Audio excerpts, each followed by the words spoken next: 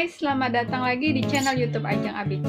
Kali ini Ajeng ABC akan menjelaskan tentang macam-macam masker serta perbedaannya. Kita ikutin terus ya. Masker itu bisa dibedakan menjadi dua bagian, yaitu satu masker, dua respirator.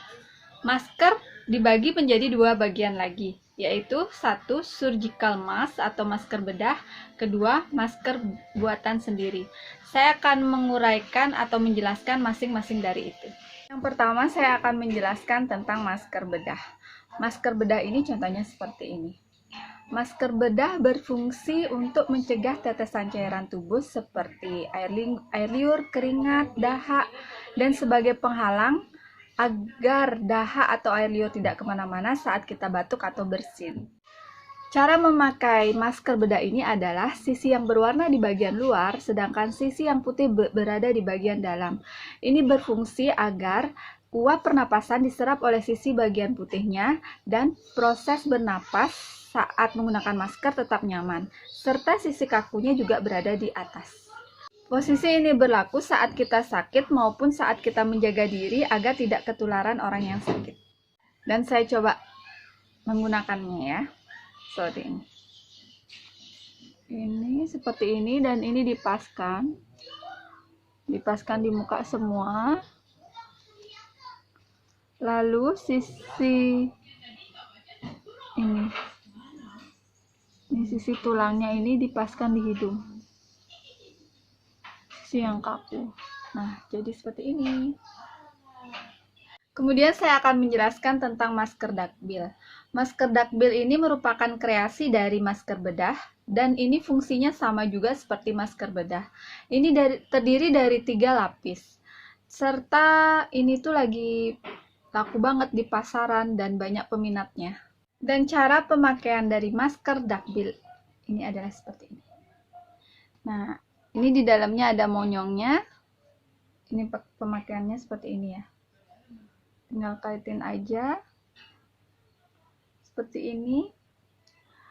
Terus ini tuh terdiri dari 3 lapis ya, dan ini terasa nyaman saat kita bernafas karena ada sisi monyongnya, dan ini bagian tipisnya dan di tengah-tengah bagian tebalnya seperti ini.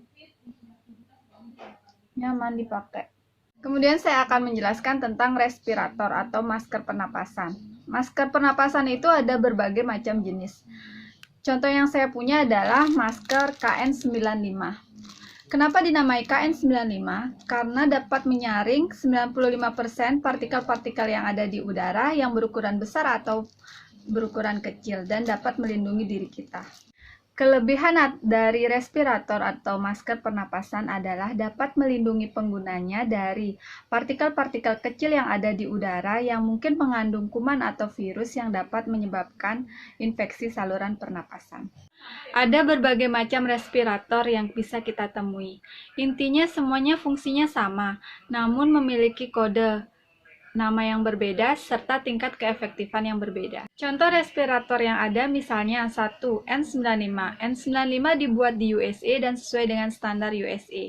Kedua, KN95. KN95 dibuat di China dan sesuai dengan standar China.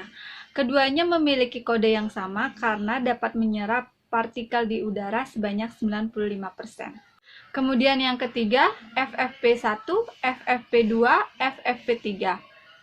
Semuanya dibuat di Eropa dan sesuai dengan standar Eropa. FFP1 dapat menyaring partikel di udara sebanyak 80%, FFP2 dapat menyaring partikel udara sebanyak 94%, dan sedangkan FFP3 dapat menyaring partikel di udara sebanyak 99%. Kemudian yang keempat adalah KF94. KF94 dibuat di Korea dan sesuai dengan standar Korea. KF94 dapat menyaring partikel di udara sebanyak 94%. Contoh respirator yang saya punya adalah KN95. Cara membedakan KN95 yang asli dan yang palsu adalah saat kita memakai KN95 yang asli, kita akan merasa agak sedikit sesak karena itu kita memakai secara pas dan tidak ada rongga udara sedikit pun yang terbuka. Sedangkan KN95 yang palsu akan merasakan efek longgar. Bagi yang mempunyai penyakit asma atau anak kecil, tidak disarankan untuk memakai KN95. Demikianlah informasi yang saya sampaikan. Semoga bermanfaat dan ingat 3M, memakai masker kemana-mana, menggunakan sabun saat mencuci tangan, dan melakukan social distancing. Semoga bermanfaat.